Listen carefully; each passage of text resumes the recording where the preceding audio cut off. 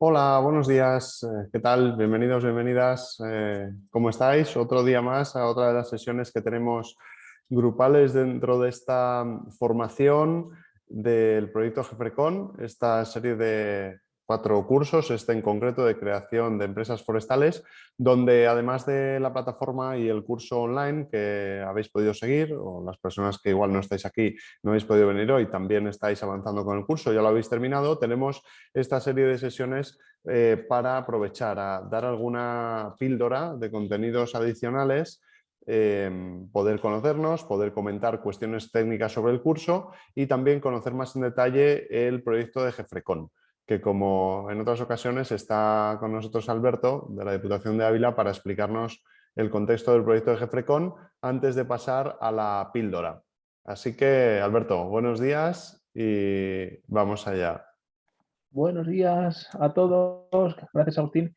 A ver, yo sí que tengo habilitada la posibilidad de compartir. Pongo la presentación y bueno, como bien decía Agustín, hoy esta es la tercera de las píldoras informativas que nos están sirviendo un poco de seguimiento y de complemento del curso de creación de empresas forestales. Por mi parte voy a hacer una breve introducción a lo que supone el proyecto Gefrecon y un poco la justificación de este curso de creación de empresas forestales que los participantes, bien hoy conectados aquí en streaming o bien que lo visitéis una vez estén colgadas las píldoras informativas, habéis seguido. Están estos cursos de creación de empresas forestales y otro tipo de cursos relacionados con autoprotección y demás. Me vais a perdonar porque hoy estoy en la oficina y estamos aquí compartiendo espacio y entre ruidos y mascarilla lo tenemos un poco más en precario, pero bueno. A ver, el proyecto Gefrecon, como os decía, tiene un objetivo que es el que nos mueve en cuanto a la presentación del mismo, porque es Diputación de Ávila la coordinadora, que es la promoción y el desarrollo de acciones conjuntas para reducir el riesgo de incendios forestales. En ese objetivo que tenemos al final del camino, para nosotros es importante el establecer que en los pasos para conseguir ese objetivo vamos a ir encontrando beneficios para la provincia y beneficios para la población de la provincia de Ávila por el camino, porque la propia reducción de riesgo de incendios forestales conlleva, evidentemente, beneficios medioambientales, beneficios sociales, económicos y demás, pero el objetivo y el cómo conseguirlo puede generar una actividad económica en el entorno rural, que es eminentemente forestal dentro de la provincia, que puede ser interesante y que puede ser casi también uno de los objetivos del propio proyecto. Por eso planteamos sensibilización, formación en autoprotección y promoción de creación de empresas forestales que justifica el desarrollo de estos cursos. En cuanto al proyecto, es un proyecto de cooperación España-Portugal del programa PopTech y por tanto participamos socios de España-Portugal, como digo, coordinados por Diputación de Ávila y participan socios tanto de España como de Portugal en un trabajo que venimos desarrollando desde hace ya casi 2 años en el que hemos ido desarrollando distintas actividades. Hoy la justificación de este proyecto se enmarca dentro de la actividad 2, de acciones de sensibilización a la población sobre incendios y su prevención y en concreto un plan de formación para la creación de empresas forestales, pero bueno, hemos tenido múltiples actividades que os animo también a que echéis un vistazo a través de la página web del propio proyecto. Alberto, perdóname, no sé si has Sí. pasado de la portada de la presentación Sí, porque... o estás en ella, porque digo, no, estamos viendo... he Vale, ido pues no sé si... pasando, pero me temo que no se Ahora, ha visto. no, ahora se ha Vale, actualizado, vale, perfecto. pues O si le entonces lo das voy a a... dejar así en vez del Vale, modo presentación. fantástico. Genial. En cuanto a... Ahora sí que veis una silueta de la provincia de Ávila, entiendo. Sí, ahora sí, ya Vale, pasan, sí, perfecto. sí. En cuanto a la superficie de la provincia de Ávila y en cuanto al impacto del territorio forestal, pongo siempre estas 2 o 3 diapositivas porque entiendo que son un poco la base de la justificación de que se pueden generar empresas en torno al sector forestal e incluso empresas existentes que ya estén trabajando en esto, pues pueden encontrar nuevos nichos de mercado en cuanto a la gestión forestal. en torno a 2/3 partes de la provincia de Ávila es superficie forestal, y por tanto eso ya da cuenta de la importancia de esta actividad. Y en cuanto, si analizamos un poco la distribución de la propiedad, dentro de ese más de medio millón de hectáreas de superficie forestal, tenemos una parte, en torno a 1/3 de superficie pública, que tiene su gestión por parte de las administraciones, y 2/3 en manos privadas. Dentro de esos 2/3 de manos privadas, pues si hacemos un promedio, nos da unas en torno a 4 hectáreas por propietario. Pero si analizamos en detalle qué hay detrás de esa proporción de 4 hectáreas por propietario, nos encontramos con que hay grandes parcelas en manos de pocos propietarios, o sea, una gran superficie en manos de pocos propietarios. Estamos hablando en torno a 500, 600 propietarios que disponen de más de 180.000 hectáreas. Entonces son superficies, desde la primera columna, en la columna de la izquierda, son superficies que se gestionan casi por sí solas, porque tienen un tamaño suficiente como para la gestión, pero tenemos un reto fundamental en torno a 160.000 hectáreas que están en manos de muchos propietarios. Son parcelas muy pequeñas en las que la gestión es complicada porque no tienen el volumen suficiente como para empezar a ser rentables. No obstante, hay ejemplos alrededor de la comunidad autónoma, alrededor de España y alrededor de Portugal, de agrupación de esas parcelas que nos permitirían poner en gestión parcelas que actualmente no lo están. Parte de esa gestión pasa por la gestión de biomasa, pero también por agrupaciones para madera para cortas, con otros fines que no sean biomasa. Podemos estar hablando de producciones de alimentos generados en el entorno forestal, como por ejemplo frutos silvestres, setas, etcétera, etcétera. Entonces, en definitiva, hay una posibilidad de agrupar propietarios, que es un poco el leitmotiv del proyecto. Aquí pongo un ejemplo del incendio de Navalacruz, que nos asoló el verano pasado a la provincia. Un incendio ocurrido por un accidente de un vehículo que acaba quemando y arrasando más de 22.000 hectáreas. Dentro del propio proyecto hemos desarrollado una herramienta que permite analizar el potencial de uso de biomasa térmica, es decir, extracción de biomasa que existe ahora mismo en el monte para su uso térmico, que nos da un resultado que es un poco, yo creo que nos tiene que poner en la senda de la necesidad de esta gestión y la necesidad de creación de empresas forestales que afronten este reto de la gestión. Si esas 22.000 hectáreas ardidas en el incendio de Navalacruz se hubieran gestionado convenientemente y se hubiera retirado la biomasa, los datos que nos arroja el SIC que tenemos desarrollado dentro del proyecto es que podríamos haber estado obteniendo unas 2.100 toneladas de materia seca al año, que de otra manera lo que han hecho es arder de una forma incontrolada en varios días sin ningún tipo de aprovechamiento. Esas 2.100 toneladas de materia seca al año podrían haber supuesto unos ingresos de 189.000 euros. Y el coste de recogida, también calculado con el SIC desarrollado por el proyecto, estaríamos hablando de unos 42.000 euros. El negocio existe. El negocio existe dentro de la gestión forestal, ¿no?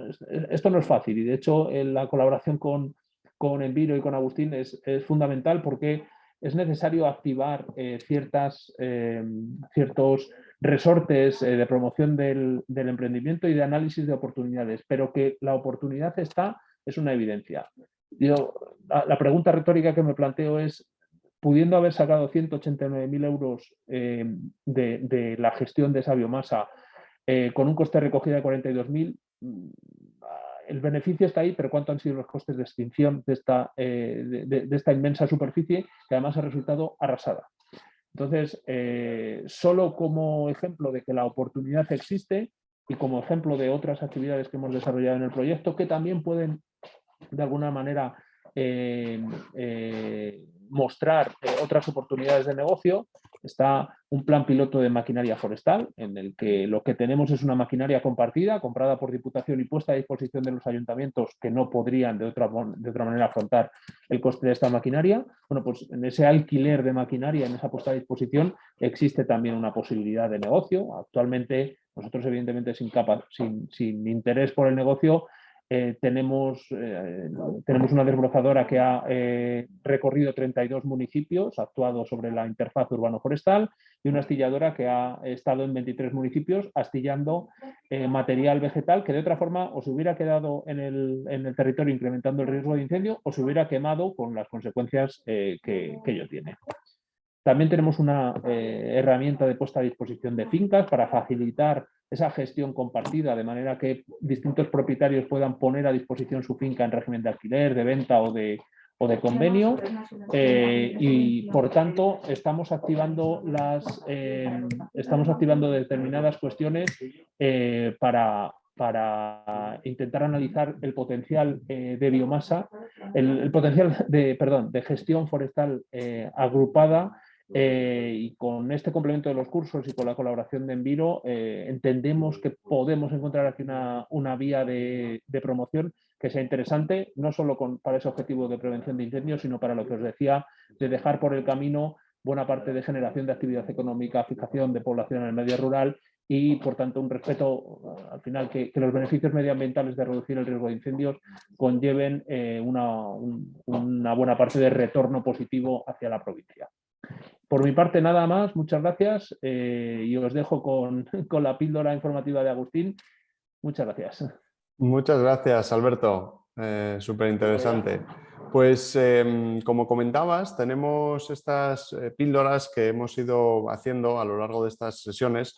Bueno, como sabréis, si lo estáis viendo y no habéis podido estar en directo, se están grabando. Entonces esperamos que os sean útiles. Hemos hablado en la primera de las píldoras, que también tendréis acceso a ella, lo digo por si acaso queréis visualizarlas, en la primera sobre metodologías ágiles de emprendimiento. En la segunda hablamos de financiación de proyectos y hoy queríamos traer, siguiendo con esas metodologías ágiles, bueno, pues algunas reflexiones sobre cómo deberíamos enfocar la búsqueda de clientes y la gestión de clientes con estas metodologías ágiles de Lean Startup y cómo podemos también pensar en prototipar, en hacer mínimos productos viables que nos ayuden a, de alguna manera, lanzar estos proyectos, estos emprendimientos de la forma, ¿no?, más fácil y viable posible. Me vais a permitir que comparta pantalla y así tenemos como apoyo esta presentación. Comparto con vosotros. Bueno, mi nombre es Agustín Valentín Amazo, para las personas que no me conozcáis o que no habéis estado en otras sesiones. Soy ingeniero técnico agrícola, de ciencias ambientales, estudié en Ávila además, en la Universidad Católica, y luego es verdad que me he dedicado más a la parte de negocio, más a la parte de emprendimiento y me he especializado en temas de emprendimiento ágil, ¿no?, con esa parte técnica, pero también con la parte del emprendimiento. Y tengo varios proyectos que gestiono, con lo cual estoy en el día a día y casi que esto que cuento, ¿no?, de las píldoras de emprendimiento son cosas que yo estoy con ello en el día a día, que vivo de ello, ¿no? Fijaros que cuando hablábamos de metodologías ágiles el otro día, hablábamos de cómo podíamos de alguna manera adelantar el fracaso lo máximo posible para que fuera lo más barato, lo más rápido y para que en lugar de invertir muchísimo, que buscáramos esos aprendizajes muy rápidos que nos permitieran de alguna manera validar cuanto antes si el camino que llevamos tiene sentido, si esas hipótesis, hablábamos además de unas hipótesis, ¿no?, si esas hipótesis de quién es nuestro cliente, de cuál es su problema, de qué solución o qué servicio yo podría llegar a ofrecerle para ayudarle a resolver ese problema. Y finalmente las hipótesis del modelo de negocio, cómo yo puedo ganar dinero, ¿no? Pues todo eso es lo que nos desarrolla las metodologías ágiles. Claro, es un tema mucho más profundo en el que si aquí el objetivo es daros esta píldora para que si os interesa y os parece que puede ser útil para los proyectos, que profundicéis. En este caso, hoy vamos a hablar sobre el desarrollo y la validación de clientes, ¿no? El desarrollo y validación de clientes comienza con un término que yo incido muchísimo, que se llama los early adopters, los evangelizadores tempranos. esos mejores clientes que son a los que deberíamos ir nada más que empezamos. De hecho, deberíamos ir casi antes de hacer ninguna inversión, casi antes de abrir, deberíamos ir a buscar ese grupo de clientes que al final no dejan de ser una selección dentro de mi nicho de clientes. ¿Una selección de quiénes? De los mejores clientes a los que yo puedo acceder por varias cuestiones. Fijaros, esta gráfica que tengo yo aquí arriba y estos 5 grupos de clientes proceden de, bueno, pues de una teoría económica de dispersión o difusión de las innovaciones. Este es un señor que se llama Roger Everett y que lo que estudió y desarrolló esta teoría de cómo cualquier innovación o cualquier nuevo proyecto que va al mercado se va dispersando en el mercado con diferentes segmentos de clientes, ¿no?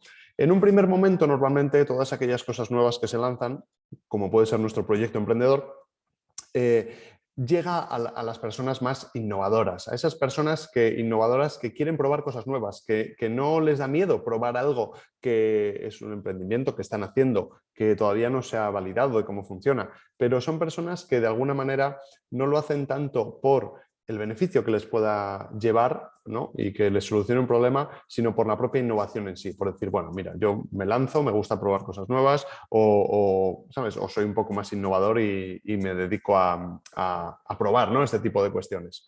Esos no nos interesan tanto. Realmente nosotros vamos a enfocarnos en el segmento 2, que serían los early adopters en inglés, los evangelizadores tempranos, mis primeros clientes, aquel grupito que al final va a ser mi cliente ideal. Y tiene varias reflexiones esto. Si yo elijo muy bien a ese tipo de clientes, seguramente me sea mucho más fácil acceder a ellos.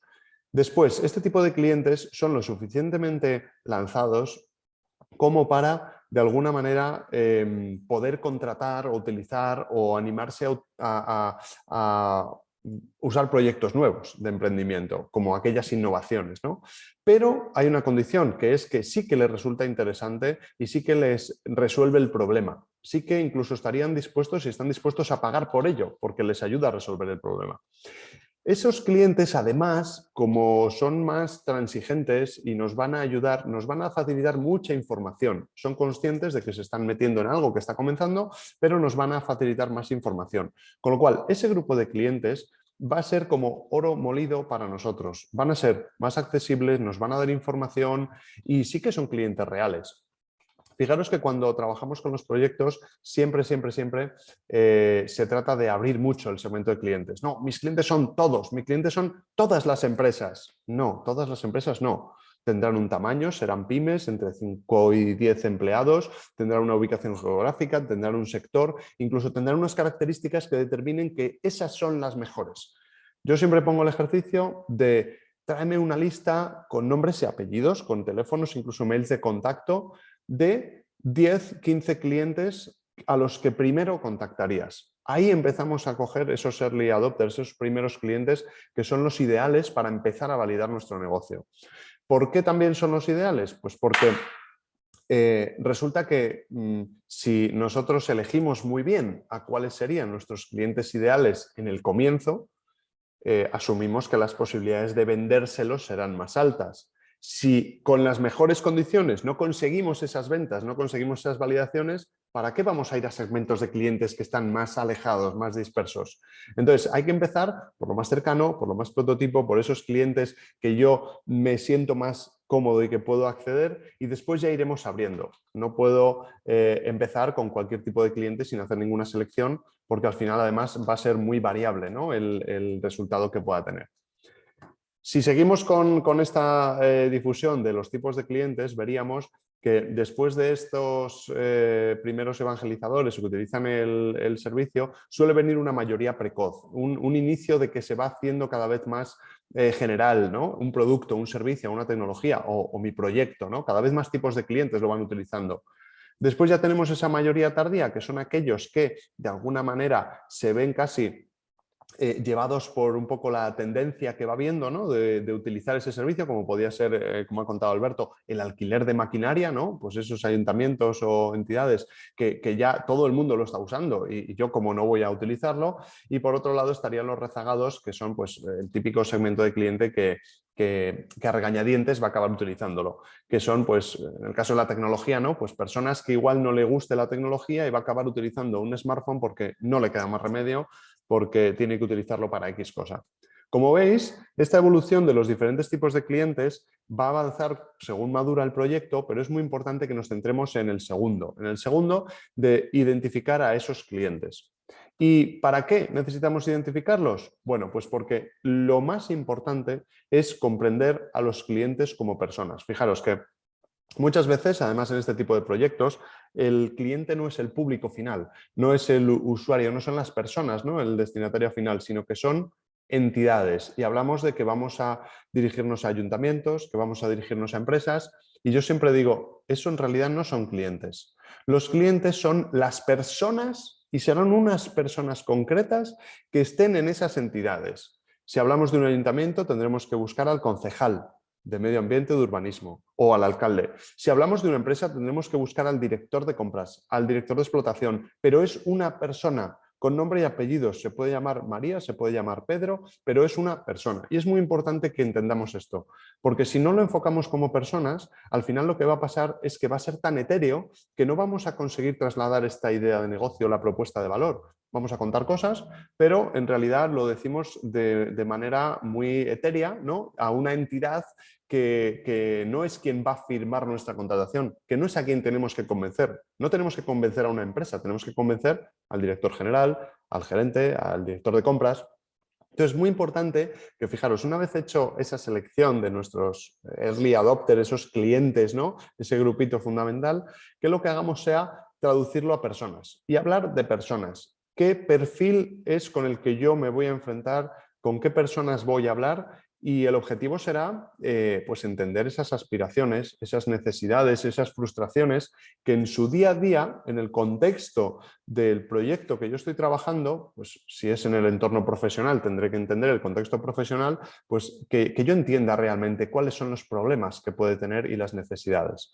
Aquí, uno de los trabajos también importantes es poner por delante a las personas y a los clientes y no nuestros proyectos. Lo que suele ocurrir es lo contrario. Nosotros ponemos por delante nuestro proyecto, como es nuestra idea, como va a ser nuestro modo de vida y como hemos apostado todo, ponemos por delante nuestros proyectos. Y yo siempre digo, vamos a poner por delante a los clientes. Ellos son los importantes y las personas. Y a ver si conseguimos adivinar qué es lo que pueden necesitar y a ver si resulta que después concuerda y encaja lo que nosotros vamos a ofrecerles. Puede que no, pero no intentemos forzar el hecho de encajar lo que nosotros traemos como nuestra idea en cierto tipo de clientes, porque puede que no encaje y muchas veces los proyectos fallan por eso, porque asumimos un encaje del producto con el cliente y no tiene por qué darse. Para eso es muy importante y muy interesante hacer este ejercicio del mapa de empatía. Esto sería algo así como elegir los diferentes nichos de clientes súper segmentados, muy elegidos, como hemos hablado del Early Adopter, y hacer un análisis sobre qué es lo que piensan, qué es lo que ven esos clientes, qué es lo que escuchan, qué es lo que dicen o hacen, para acabar intentando detectar cuáles serían los dolores, las frustraciones que tienen o qué serían las ganancias, lo que les gustaría obtener. Y aquí tenemos que analizarlo como una persona, de verdad, desde la empatía, desde las emociones, desde qué es lo que realmente esa persona necesita. Igual necesita más tiempo libre y ese concejal necesita más tiempo libre y nosotros con nuestra herramienta de servicio de alquiler de maquinaria le vamos a quitar un dolor de cabeza porque le estamos liberando de X tareas. Fijaros que todo esto es lo que tenemos que tratar de detectar aquí. Esto obviamente son hipótesis. Son hipótesis en el sentido de que nosotros estamos figurándonos qué piensan, qué dicen, qué hacen, pero es un ejercicio que hay que hacer, ¿no? Nosotros hemos segmentado los clientes, los hemos elegido, en nuestra oficina hemos desarrollado este mapa de empatía que tenemos que desarrollar muchísimos mapas de empatía. Como yo siempre digo, yo ya hago mapas de empatía automáticos cada vez que voy a una reunión comercial, cada vez que voy a ver a un cliente, y que cada cliente, incluso dentro de una misma entidad, puede haber diferentes mapas de empatía, diferentes necesidades. No es lo mismo un técnico intermedio que un director de departamento que el director general. Cada uno tiene sus aspiraciones, sus frustraciones, y incluso en ese proceso de venta vamos a tener que ir entendiendo y empatizando con la persona que tengo delante para saber qué es lo que necesita y saber si mi propuesta de valor les puede encajar, ¿no? Incluso un mapa de empatía de la persona que atiende al teléfono o alguien que está en la recepción. Es súper importante enfocar esto como personas y empatizar en este sentido. Fijaros que esto se hace con POSIT, esto pues, se puede hacer online o se puede hacer imprimiendo un lienzo del mapa de empatía y trabajando con los POSIT para que sea más visual, ¿no? Y más manual. Normalmente se suele hacer en varios grupos. Si somos nosotros solos, bueno, en el proyecto yo recomiendo que siempre se comparta y de alguna manera que hagamos varios mapas de empatía. Estas son herramientas que tenemos que utilizar en el día a día. Son herramientas que nos tienen que estructurar el pensamiento para tener un protocolo claro. Si voy a pensar en un cliente, voy a hacerme un mapa de empatía para saber cuáles son sus posibles necesidades. Fijaros que una vez que tenemos el mapa de empatía, deberíamos hacer otro ejercicio, otro experimento, y esto hacerlo de verdad, o sea, hacerlo físicamente, no teóricamente. Sería lo siguiente. Claro, nosotros hemos imaginado y hemos diseñado unas hipótesis de qué es lo que creemos que le pasa a los clientes, de qué necesidades creemos que tienen, de qué problemas creemos que tienen. Pero tenemos que eso validarlo en la realidad, porque no nos vale con quedarnos con lo que nosotros creemos o las hipótesis que tenemos. Con lo cual lo que tenemos que ir es hacer esta serie de ejercicios y ejecutar estos experimentos que son las entrevistas cliente-problema. Este tipo de entrevistas al final es llevar a una conversación real de unos 15-20 minutos con diferentes clientes. Esa lista que yo suelo pedir que me traigan de 10-15 posibles clientes, al final lo que tenemos que hacer es sentarnos con cada uno de esos clientes y tener una conversación que pareciera que fuera una conversación normal y corriente para alguien que nos escuchara, pero que en realidad lleva un guión de entrevista, lleva un objetivo muy claro y está estructurada de una manera. Además, esta entrevista yo la voy a repetir con 15, 20 clientes, con 30, con todos los que pueda, porque el objetivo es intentar averiguar cuáles son los patrones que rigen a esos clientes, qué es lo que necesitan y tener la máxima información posible. Fijaros que estas entrevistas es lo más valioso de lejos que podríamos hacer al lanzar un proyecto, porque nos va a dar de bruces con la realidad, porque vamos a entender lo que necesitan los clientes y porque a partir de ahí, una vez que hayamos hecho esta entrevista, vamos a saber mucho más acertadamente qué es lo que deberíamos desarrollar, ofrecer o poner en el mercado, porque hemos visto de verdad, de primera mano, hablando con ellos, qué es lo que necesitan esos clientes. Fijaros, estas entrevistas son, si buscamos en Google, entrevista cliente-problema, entrevista cliente-solución, hay una serie de guiones que, contándolo muy rápido, imaginaros con 15-20 minutos de entrevista en el que hemos conseguido reunirnos con un empresario o con un concejal de un ayuntamiento y le daríamos la bienvenida. Muchísimas gracias por recibirnos, solo van a ser 15-20 minutos. El objetivo es, ojo, aquí muy importante, no contamos nuestro proyecto, estamos hablando de la otra persona, estamos sacando información, estamos averiguando, no contando nuestro proyecto. Eso es muy importante y muy difícil. Fijaros que le seguimos diciendo, ¿no? Estamos aquí para, como sabes, pues para preguntarte y tener una breve entrevista y hacerte unas preguntas relacionado con el problema del sector forestal. El objetivo, no te preocupes, que sois una referencia, creemos que podéis tener este tipo de problema. Validamos que estamos hablando con una persona que nos va a ser útil, es decir, aquí tenéis superficie forestal, aquí tenéis realmente necesidad a veces de gestionar esta superficie, os pasa esto, os pasa lo otro, sois un ayuntamiento de tal tamaño, sí, sí, sí, perfecto, hemos validado el perfil, con lo cual ya seguimos adelante porque estamos hablando con una persona que sí que nos puede resultar útil, ¿no? Yo creo que es importante darles una introducción y el contexto como un poco de una historia, ¿no? Darles un contexto como, pues, como nos ha podido hacer Alberto en la introducción, de, pues sabemos que en la provincia de Ávila hay este problema, hay varios ayuntamientos que ha pasado esto. Te voy introduciendo en el contexto. Fijaros que yo no he hablado ni voy a hablar de mi solución, de mi proyecto. Lo que tengo que hacer es, en ese contexto, en esa historia, ir introduciendo algunos rankings o algunos problemas para intentar establecer un ranking de qué es lo que más le preocupa a esa persona. Aquí yo recomiendo siempre hacer preguntas abiertas en el que vamos dirigiendo la conversación. Si hacemos preguntas cerradas con una respuesta de sí o no, estamos perdiendo muchísima información y muchos detalles. Aquí yo siempre digo, hay que tirar el anzuelo, intentar sacar la máxima información posible de esa conversación y decir, bueno, y en este ayuntamiento, ¿qué es lo que más os preocupa del tema de la gestión forestal? Igual me empieza a hablar de algo que nada tiene que ver con mi proyecto y que se va por las ramas, nunca mejor dicho. Pues vamos a ir explorando qué es lo que me va contando y voy a ir tirando de la cuerda de aquellas informaciones que me vaya dando que me parecen interesantes. El objetivo es, bueno, pero ¿y aquí qué es lo que más os preocupa de verdad? ¿Qué es lo que, donde invertís más dinero? Si os dieran una varita mágica, ¿qué es lo primero que solucionaríais en este contexto que estamos hablando? Fijaros que ahí ya inconscientemente nos están hablando de qué es lo que más les preocupa de lo siguiente y lo siguiente. Otras preguntas son, ¿tenéis presupuesto para esto? ¿Destináis presupuesto? ¿Qué es lo que habéis hecho últimamente?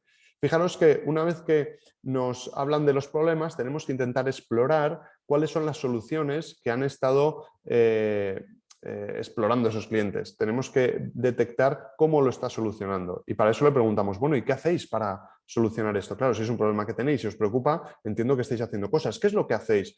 ¿Cómo intentáis solucionarlo? Y ver qué es lo que actualmente está haciendo ese cliente. Porque esa información me va a servir muchísimo para yo internamente decir, ah, mira, lo están intentando solucionar así, igual lo mío le puede dar otra solución, ¿vale? Pero me va a dar muchas pistas. Y luego tenemos que intentar averiguar de una forma bastante sutil cómo reaccionan a una posible solución que en realidad es nuestro proyecto, pero que no hay que trasladarlo así. Esto es como lo de tengo un amigo que le pasa. Bueno, pues imagínate que te ofrecieran una solución de este tipo, que te ofrecieran, el ejemplo que he llevado, ¿no? Que te ofrecieran una solución de alquiler de maquinaria por horas para tratar todo ese residuo forestal.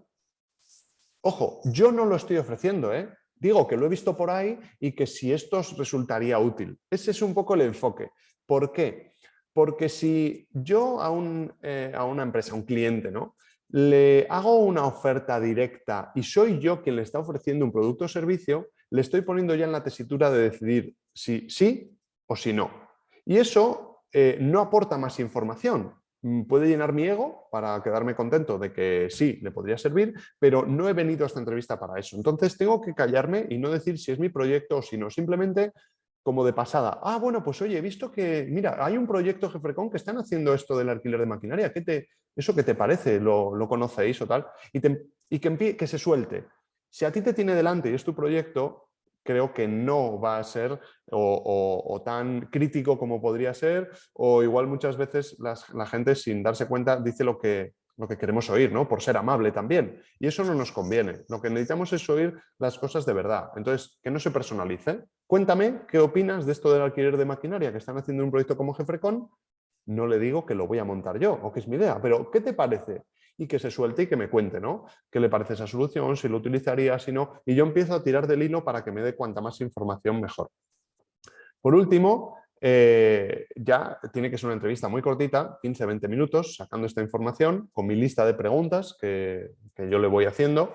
Y tengo que agradecerle, que decir que si le interesa cuando tengamos ya desarrollado, ¿no?, el proyecto y lo que vamos a hacer, que nos vamos a poner en contacto, pues que le informamos. Y puede ser una buena oportunidad para tener ese primer cliente y tener esa primera reunión comercial, que no era esta. Fijaros que no era esta entrevista. La reunión comercial de ventas será más adelante, porque él no sabe todavía si vendemos algo o no. Esta entrevista ha sido, bueno, pues yo he venido aquí para conocer más y para que me ayudes, ¿no?, a ver qué podemos desarrollar como producto o servicio.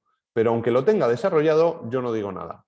Muchísimas gracias, buenas tardes, estaremos en contacto y tomo mis notas de lo que creo que he aprendido y de las conclusiones. Normalmente las conclusiones son relacionadas con esas hipótesis que hablábamos el día 1 en la sesión de metodologías ágiles. Lo que buscamos es validar si es verdad o no es verdad lo que nosotros pensábamos. Yo creía que los clientes tenían un problema en tal cosa. Pues en estas entrevistas tengo que averiguar si es o no es cierto. No quedarme con mi hipótesis, con lo que yo creo, sino validarlo en las entrevistas, ¿no? Entonces, todas esas hipótesis las tenemos que validar y es muy importante que nos sirvan para darnos cuenta de verdad, de si ahí tiene sentido lo que pensábamos o no. Fijaros que para encontrar estos clientes muchas veces me decís, pues Agustín, ¿cómo voy yo y llamo por teléfono a un cliente y le digo que si podemos tener una entrevista? Pues sí, fijaros, sí, así funciona. Hay varias formas. Yo lo que recomiendo es que sean clientes que no conocemos. Igual en nuestra red de contactos podemos poner o preguntar, ¿no? Si nos pondrían en contacto con alguna persona que tenga este perfil y entonces que le digan que queremos simplemente tener una mini entrevista, mini charla de 15-20 minutos, llamar directamente y solicitar esas mini entrevistas. La gente está mucho más dispuesta de lo que parece y está encantada de poder ayudar. Y también yo diría que nos ganemos un poco pues, esa simpatía, ¿no? Llamar, escribir por LinkedIn, escribir un email. Hola, Juan Carlos, hola, María. Mira, he visto que vuestra empresa hacéis esto, me parece súper interesante y sois una referencia en el sector. ¿Os importaría que habláramos durante 15 minutos un día? Nos ayudaría muchísimo para enfocar un proyecto emprendedor que estamos lanzando. Muchas gracias. Y así se consiguen. Y vamos, trabajando con muchos proyectos como hacemos, os aseguro que es mucho más fácil de lo que parece. Así que animaros a hacer este tipo de entrevistas. Fijaros que si cambiamos a la parte de validación de las hipótesis o pasamos, por así decirlo, al siguiente punto, nosotros ahora mismo con las entrevistas, la definición del cliente, hemos trabajado el punto 1. Las hipótesis del cliente problema. Estas hipótesis del cliente problema las hemos desarrollado y en las entrevistas las hemos validado. Hemos visto, ¿vale?, si era cierto o no. Ahora vamos a pasar al segundo punto, que sería, conociendo ya como conozco las necesidades y los problemas de esos clientes, porque yo me lo había figurado, pero luego he hablado con ellos y he visto que es verdad, ya conozco esas necesidades o problemas. Yo hago paréntesis, a mí para emprender o para cualquier proyecto me parece lo más valioso. Ya se nos ocurrirán cosas para ayudar a esos clientes. De hecho, yo concibo a las personas emprendedoras como solucionadoras de problemas. Al final tenéis que, de alguna manera, tratar de entender esas necesidades y esos problemas de los clientes y desarrollar soluciones que les ayuden a resolver sus problemas. Con lo cual, lo primero de lo primero es entender esos problemas, ¿no?, que tienen mis clientes. El segundo punto sería, vale, pues vamos a desarrollar qué creo que les podría servir a esos clientes, ¿no?, para resolver ese problema. Entonces, esas hipótesis, esos yo creo que le podría servir, es lo que vamos a ver a continuación, que sería el desarrollo de prototipos, el desarrollo de mínimos productos viables. Fijaros, hay varios conceptos. El concepto de prototipo o el concepto de mínimo producto viable, y son cosas diferentes. Un prototipo, por hablar primero de lo que no tengo aquí detrás, justo prototipo versus mínimo producto viable, un prototipo es aquello que nosotros desarrollamos técnicamente, tecnológicamente, para asegurarnos que funciona, que hace la función que hemos, ¿no?, que hemos dicho. Si estamos haciendo una nueva máquina forestal, pues tendremos que hacer un prototipo para saber que la cuchilla hace esto y que entra así y que entonces sale por el otro lado del producto de tal forma. Y tendremos que prototiparlo y fabricar un prototipo para meter la madera ahí y saber que funciona así. Pero un mínimo producto viable es otra cosa. Un mínimo producto viable es lo mínimo que yo puedo ofrecer a un cliente para validar si eso le ayudaría a resolver su problema. Y muchas veces, a veces sí, pero muchas veces no tiene nada que ver con tener algo físico, con tener un prototipo. Solo con ofrecerle el concepto o algo que le evoque que eso podría solucionar el problema si efectivamente hace lo que estamos diciendo que tiene que hacer, no haría falta más. Con lo cual, ese mínimo producto viable lo que nos permite es de alguna manera hacer pruebas rápidas para ver si esto que nosotros hemos pensado, esta idea que hemos tenido, realmente resuelve el problema del cliente. Una cosa es que tenga un problema y otra cosa es que nosotros seamos capaces de ofrecer algo que le ayude a solucionar su problema. Este es el punto en el que estamos ahora. Entonces, el objetivo es ser muy ágiles, crear un mínimo producto viable, crear algo muy rápido, ofrecérselo al cliente, hablar con ellos, interactuar. Hemos desarrollado esto. Fijaros que ¿te acuerdas de la entrevista que tuvimos que estábamos explorando sobre los problemas del sector y qué podíamos hacer? Bueno, pues es que hemos trabajado y hemos pensado en esta solución. ¿Qué te parece? Y al final un mínimo producto viable tendría que ser lo más ágil, lo más fácil que podríamos ofrecer, ¿vale? Para no gastarnos dinero y ser muy rápidos. ¿Cómo podemos hacer estos mínimos productos viables o prototipar? Pues aquí parecerá ridículo, pero se trabaja con prototipos y mínimos productos viables de cartón, con materiales de manualidades, se trabaja con impresoras 3D, muchas veces incluso elaborando un PDF de nuestros servicios. Eso puede ser un mínimo producto viable. Hay casos como muy llamativos. El servicio de Dropbox de almacenamiento en la nube que todos conocemos nació y el mínimo producto viable era un vídeo muy pequeñito, muy cortito, donde contaban qué es lo que hacía Dropbox, pero no lo habían desarrollado. Lo que querían era validar si eso que a ellos se les había ocurrido solucionaba el problema a los clientes.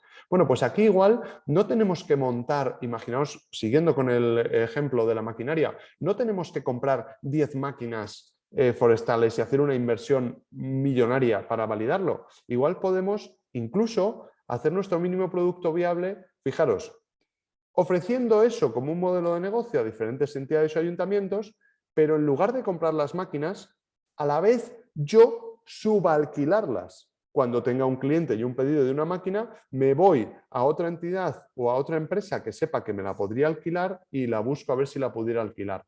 Fijaros, aunque pierda dinero en esos primeros momentos, aunque tenga menos margen negativo, compensaría hacerlo porque el objetivo es validar, es saber si eso va a funcionar.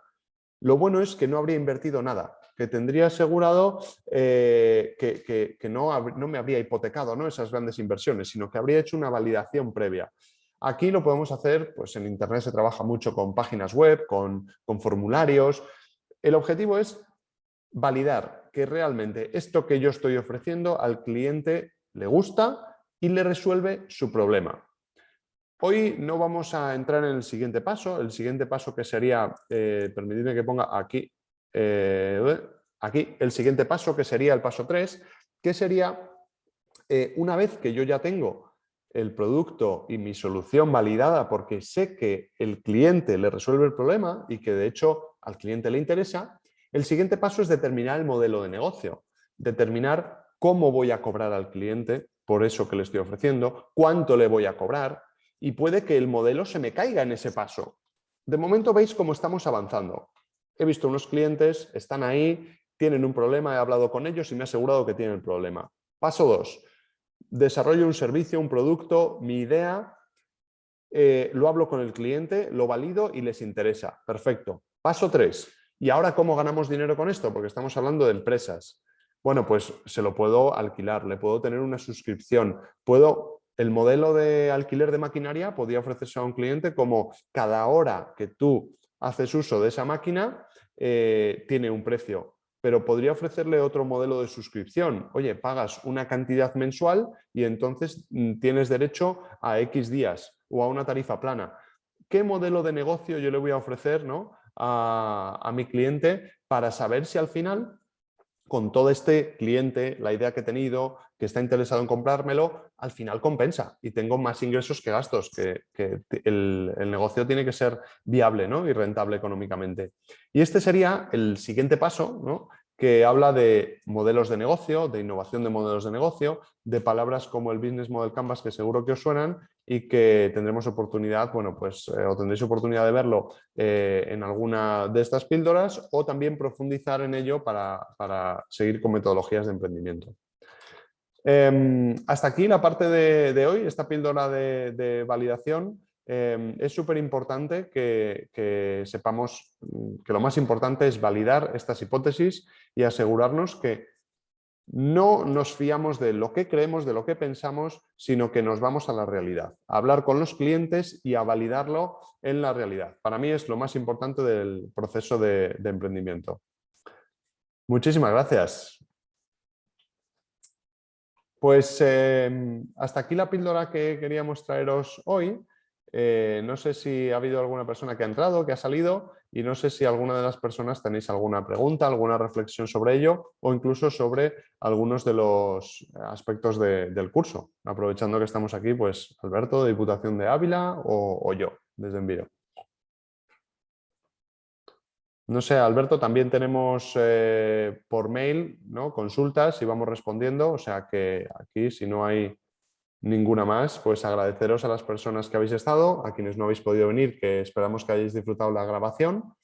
Y no sé, Alberto, si quieres añadir alguna cuestión más. Nada, pues como siempre agradecerte la claridad y el interés en las píldoras que has planteado, porque yo creo que das en la clave de ese complemento necesario para la creación de empresas forestales, porque por mucho que haya un buen bagaje técnico y una buena oportunidad de mercado, evidentemente hay que tener bien asentado todas las cuestiones de emprendimiento, del producto mínimo viable, etcétera, etcétera. O sea que yo creo que dais en el clavo en cuanto a la explicación y además insistir en que como quedan en forma de píldoras en la página del Jefrecon, pues espero que sean útiles para todos aquellos que se han conectado y todos los que se conectarán. Perfecto. Muchas gracias, Genial. Agustín. Muchísimas gracias. Muy buen día. Muchas gracias. Un saludo. Hasta Hasta luego. luego.